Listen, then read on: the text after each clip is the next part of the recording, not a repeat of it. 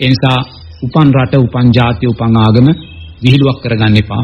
මම අප්‍රමාණ වාරයක් කියලා තිනවා මේ සිංහල බෞද්ධ රටේ තියෙන වටිනාකම, මේ උතුම් සම්මා සම්බුද්ධ ශාසනයේ තියෙන වටිනාකම, මේ උතුම් ජාතික සමගියේ තියෙනා වූ වටිනාකම, මේ උතුම් රටේ නිදහසේ තියෙනා වූ වටිනාකම, මේ සියලු වටිනාකම් නෝනා අපිට ශක්තියක් බවට පත් කරගන්න පුළුවන්කම ලැබෙන්නේ ආර්ය ශ්‍රාංගික මාර්ගයේ ශක්තිය තුලයි. නමුත් ඒ ආර්ය ශ්‍රාංගික මාර්ගයේ ශක්තියත් නෝනා අනිත්‍ය වූ සංස්කාරයක්මයි. ඒක නිත්‍ය වූ සංස්කාරයක් නෙමෙයි. නමුත් අපිට ඕනේ නෝනා අපි ලබාගත් දේ, ධර්මයෙන් අපි ලබාගත් දේ, මේ සිංහල බෞද්ධකමෙන් අපි ලබාගත් දේ ඊළඟට පරම්පරාවට දායාද කරලා අපේ ඇස් දෙක පියාගන්න. ඊට වඩා දෙයක් අපිට නැහැ. ඒ නිසා අපි ලබාගත් දේ අපි තුල තියාගෙන අපි ඇස් දෙක පියාගන්න ඕන නෝනා අපිට මේවා ලබා ගන්න උපකාර කරපු අයට නායකාරයෝ බවටයි පත් වෙන්නේ. ඒ නිසා මම ඔබට මේ ටික කියන්නේ මේ යස ඉසුරෙන් පිරු රටක් හදන්න නෙමෙයි. එවැනි දෙයක් වෙන්නේ නැහැ. ඒවා සංස්කාරයන්ගේ අනිත්‍යභාවය නිසා. නමුත් අපි මේ ලබාගත් ආ වූ මේ ධර්මයේ